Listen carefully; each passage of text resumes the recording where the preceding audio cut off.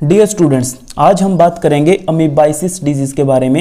ये जो डिजीज है इसका कॉजेटिव एजेंट है एंट amoeba histolytica.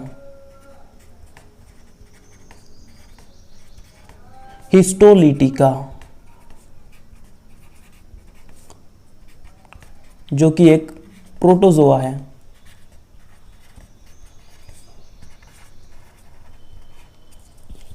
Very very IMP point.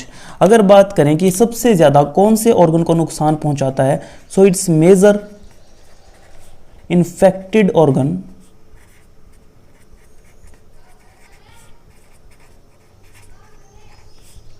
Is large intestine.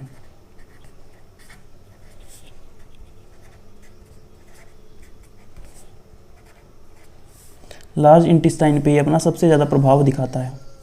Okay अब है नेक्स्ट पॉइंट।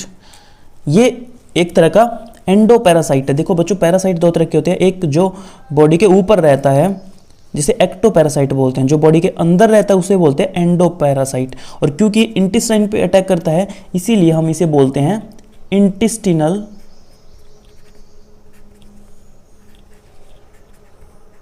एंडोपैरासाइट।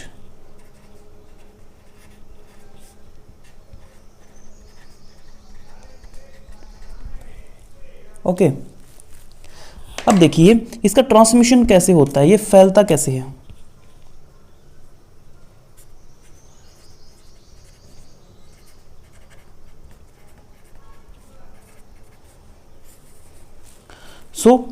इसका क्या है कि जो टेट्रान्यूक्लिएट सिस्ट है वो अगर कंटामिनेटेड फूड या वाटर के साथ अगर हमारी बॉडी में चले जाए तो इससे हमें ये इन्फेक्शन हो जाता है। एक्चुअल में जो मक्खियाँ होती है, हाउस फ्लाई जो होती है या कॉकरोच वगैरह है, वो इसके वेक्टर का काम करते हैं। सबसे पहले मैं लिखता हूँ टेट्रान्यूक्लिएट सिस्ट, ये इसकी एक इन्फेक्शियस फॉर्म है। टेट्रान्यूक्लिएट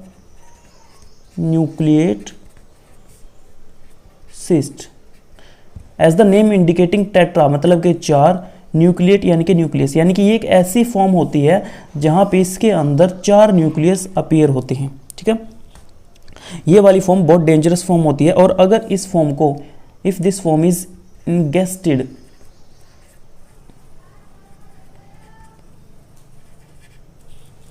विद contaminated food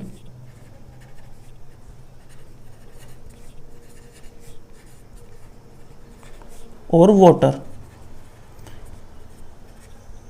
अगर कंटामिनेटेड फूड या वाटर के अंदर ये फॉर्म प्रेजेंट है और अगर हम ऐसा फूड खा लेते हैं या ऐसा पानी पी लेते हैं तो ये टेट्रान्यूक्लिएट सिस्ट हमारी बॉडी में चला जाएगा और इन्फेक्शन कर देगा। ठीक है, अब ये फूड या वाटर तक कैसे पहुंच सकता है, ये इसको पहुंचाने के लिए जो वेक्टर है वो मैंने आपको ऑलरेडी बता दिया कि या तो हाउस फ्लाई हो सकती है या फिर कॉकरोच इसके वेक्टर का काम कर सकता है। ये क्या करेंगे कॉकरोच, ये जो पेशेंट होगा, पेशेंट के फीसिस यानी कि जो मल पदार्थ होते हैं उससे इस पैथोजन के सिस्ट को कैरी करेंगे और फूड या बाकी के जो ईटेबल जो प्रोडक्ट्स होते हैं उनको कंटेमिनेट कर देंगे। अगर ऐसी चीज़ें आप खाओगे तो आपको इन्फेक्शन हो जाएगा। Now the point is what are the various symptoms, लक्षण क्या होते हैं।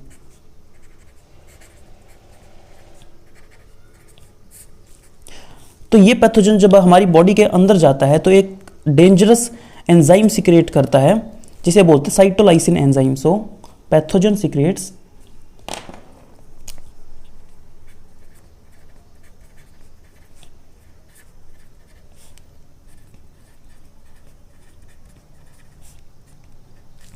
Cytolysin enzyme.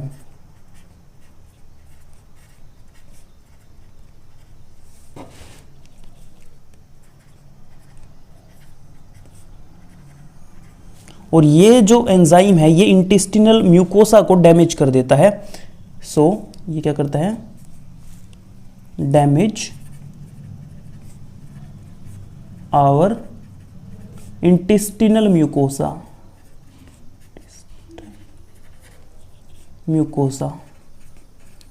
और अगर इंटेस्टाइन की म्यूकोसा डैमेज हो जाएगी तो उससे जगह जगह घाव हो जाते हैं अंदर, जिसे हम बोलते हैं अल्सर हो जाना। मैंने क्या बताया कि जब म्यूकोसा डैमेज हो जाती है तो जो घाव होते हैं उन्हें बोलते हैं हम अल्सर। सो अल्सरेशन हो जाएगा, condition is called ulceration because ulcer formation हो रही है। ठीक है, और इस अल्सर की वजह से क्या होगा आगे फिर, acute diarrhoea.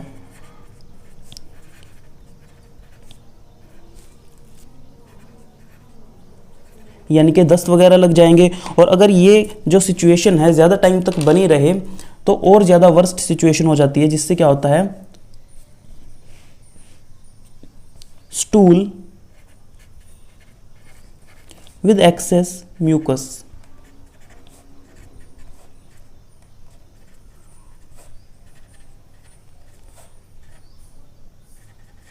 and blood clots। यानी कि स्टूल के साथ साथ में म्यूकस आना शुरू हो जाता है और ब्लड क्लॉट आने शुरू हो जाते हैं। सो अब सिचुएशन और भी ज़्यादा मतलब कि वर्स्ट हो चुकी है, और अब इसको हम एक और नाम देते हैं, अमीबिक डायसेंट्री हम इसे बोल सकते हैं। We can call it amoebic dysentery.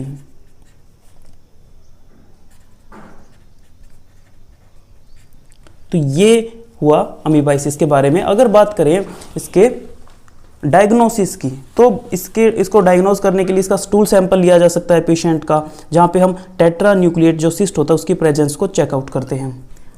ठीक है, ये मैं लिखना ही नहीं वाला, बस आपको ऐसे ही ध्यान रखना है।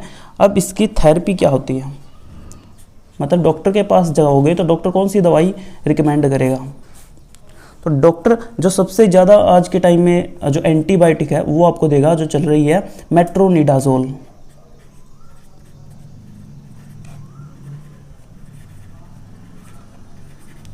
This is the most efficient antibiotic, सबसे ज़्यादा प्रभावशाली एंटीबायोटिक है बच्चों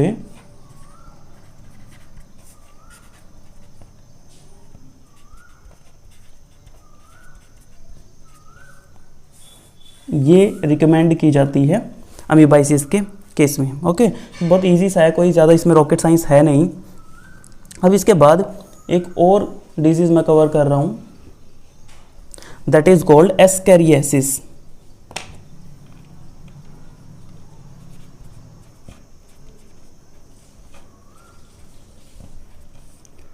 बच्चों एस्कैरियासिस में कुछ पॉइंट्स आपको ध्यान रखने हैं। सबसे पहले तो ये पता होना चाहिए भाई ये बीमारी किसके कारण होती है। ये बीमारी एक राउंड वर्म के कारण होती है।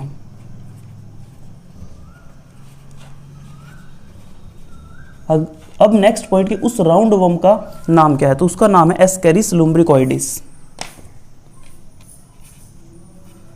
एस्केरिस लुम्ब्रिकॉइडिस।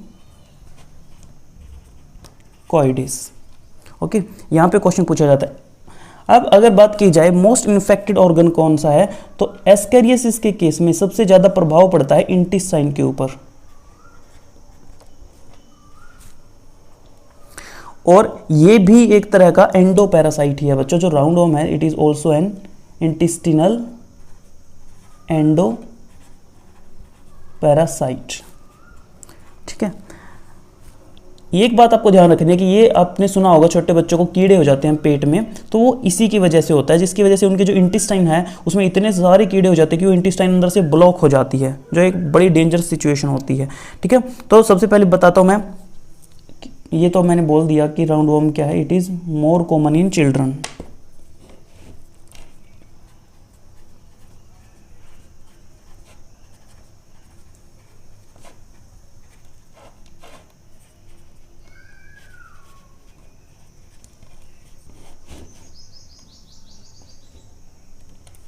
अब उसके बाद बात करें इसके ट्रांसमिशन की, तो इसके ट्रांसमिशन कैसे होता है, ये फैलता कैसे है, तो वही सेम है जैसे पहले वाला था कि मक्खी मच्छर जो होते हैं वो कंटामिनेटेड फूड या वाटर के थ्रू इसको एक हेल्दी पर्सन तक ट्रांसमिट करते हैं। ठीक है, इसके जो एग्स होते हैं वो मान लीजिए कोई पेशेंट है, ठीक है, तो पेशेंट जब अपना फीसिस रिलीज करता है, जब एक्सक्रीट करता है वेस्ट मटेरियल को, तो उसके एक्सक्रीटा के अंदर इस पैरासाइट के एग्स प्रेजेंट रहते हैं।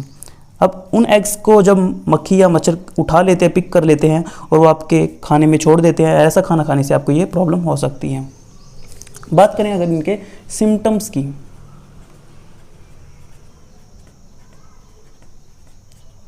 तो इस बीमारी के जो सिम्टम है, 2-3 सिम्टम आपको ध्यान रखने हैं। एक तो ये कि अंदर ही अंदर वो घाव करते रहते हैं जो राउंड वॉर्म्स है, तो इसकी वजह से अंदर ब्लीडिंग शुरू हो जाती है, you can say internal bleeding.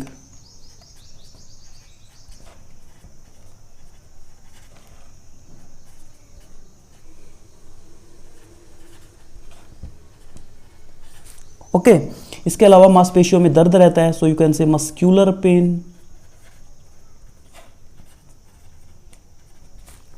और बुखार रहता है, खून की कमी हो जाती है, फीवर, एनीमिया।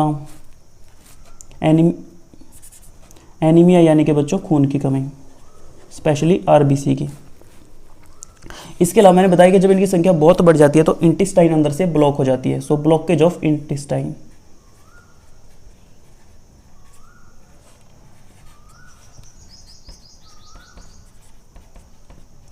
इस तरह की समस्या इसमें देखने को मिलती है। इसका वैसे कोई थेरेपी वगैरह आपकी एनसीईआरटी में मेंशन तो नहीं कर रखी है, but just for general knowledge मैं आपको बता देता हूँ। हालांकि ये एग्जाम में नहीं पूछा जाने वाला आपसे नीट में, फिर भी आपको बीइंग आप डॉक्टर बनने वाले आपको पता होना चाहिए। ऐसे केस में जो टैबलेट दी जाती है, बहुत कॉमन टैबलेट है, एल्बेंडाजोल टैबलेट इसमें दी जाती है।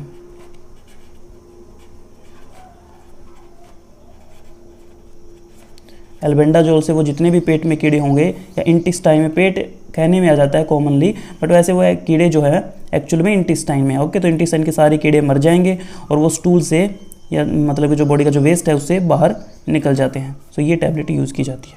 So that's it, thank you so much.